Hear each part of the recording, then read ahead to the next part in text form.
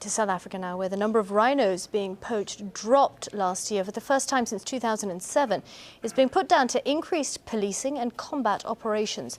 One private anti-poaching unit, which has had considerable success, is the Black Mambas. It's a group made up entirely of women who live in communities bordering the Kruger National Park.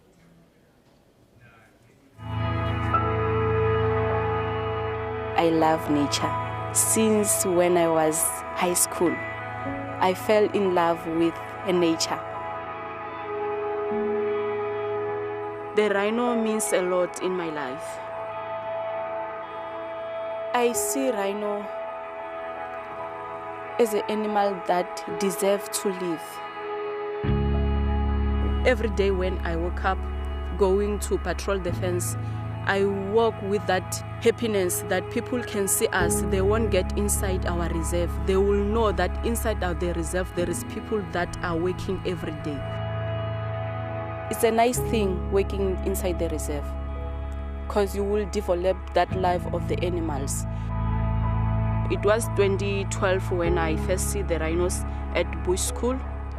So that time I felt that I have to fight for the rhinos. It was my first time seeing a dead rhino. It was painful, deep down to my heart. It's hard to forget, and it's hard to look at that dead rhino.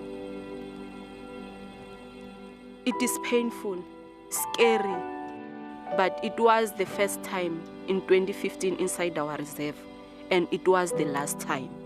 We won't rest until we catch that poachers, because we will fight for the rhinos. We will fight for wild animals.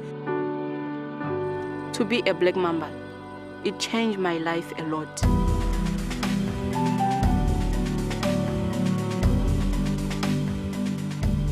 Because now I know who I am. Now I can fight for everything that I have. Because I have that love inside my heart of the rhinos. So I'm proud to be a black young woman doing anti-poaching. This is our nature. Even our children want to see it. They want to see the real rhinos, not the pictures. I have hope that we can win this battle. Well, Craig Spencer is the man who founded the Black Mambas. He joins us live from Hoedspruit near the Kruger National Park. Good morning, Craig. Good morning. Morning, Craig. Why did you form the Black Mambas?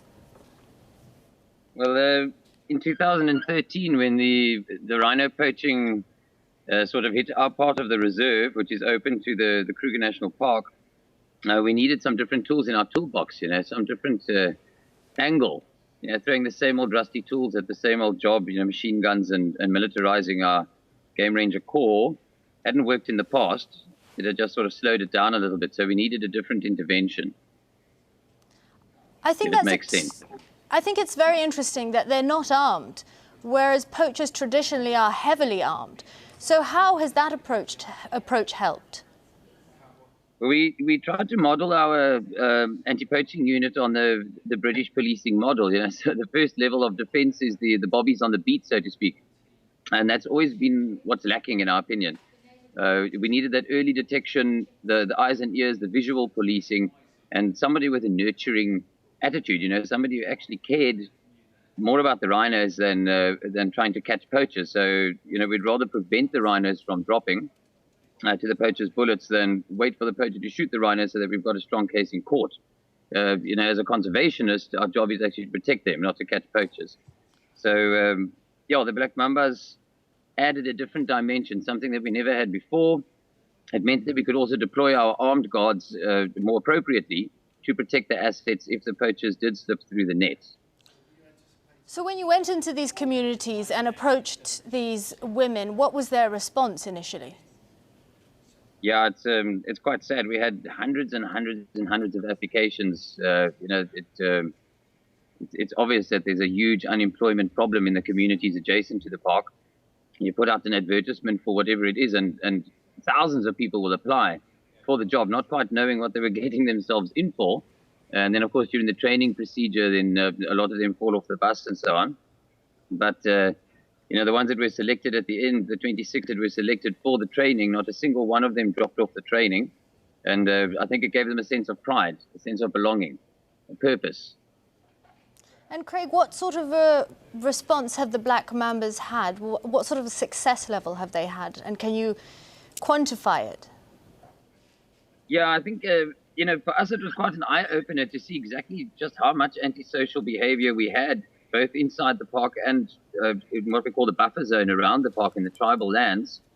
You know, the bushmeat industry, the snaring, illegal camps, the people coming and going through the porous boundary fences and whatever. That was quite a shock to us. We didn't actually have a handle on that. And that was the first task of the Black Mambas. They used their own initiative and they went out and they pushed all of that antisocial, what we call antisocial behavior, outside of the park, well beyond the boundaries of the park, burnt down the poachers' camps, discovered the areas where they were coming in and out, you know, what their modus operandis were, little things like they need to have cell phone reception to be able to contact their pickup vehicle when they get back outside the park. That's where the areas where, you know, the hotspots where you need to concentrate your efforts.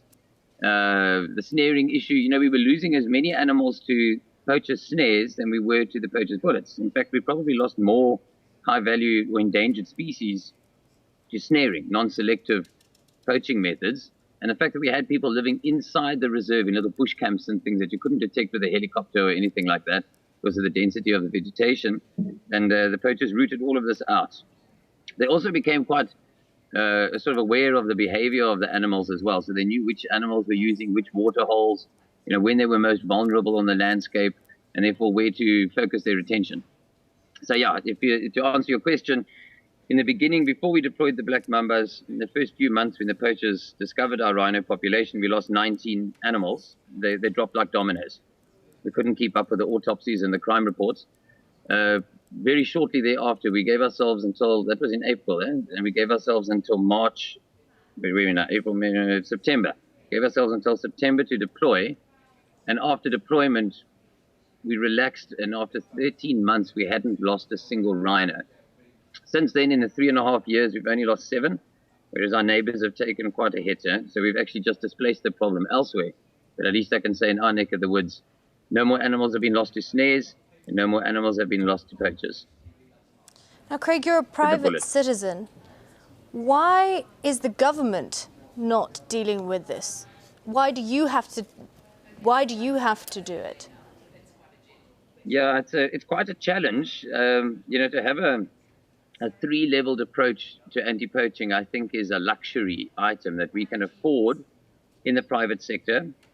We get a small subsidy from the South African National Parks Board, who are our neighbors to the east and to the south. But the rest of the money, we have to raise it ourselves through fundraising events and so on. A lot of donor funding, a lot of intervention from the public, both overseas and locally. And I just don't think the government has the mechanism for what they would call a luxury item. You know, whereas we believe it's an essential. And also we must remember that the Black Mambas, 50% of their job is on the reserve. The other 50% is off the reserve, back in their communities, working with the people, working in the schoolrooms. They look after the sick and the poor and the needy and the children and what have you. And it's essential that we have that component as well. We need to build up a sort of almost like a French resistance in the communities against the poachers to break this Robin Hood attitude that the poachers are heroes and the park is the sort of Sherwood Forest. Okay, Craig Spence talking to us from Hoedspruit, the founder of the Black Mambas. Thank you very much.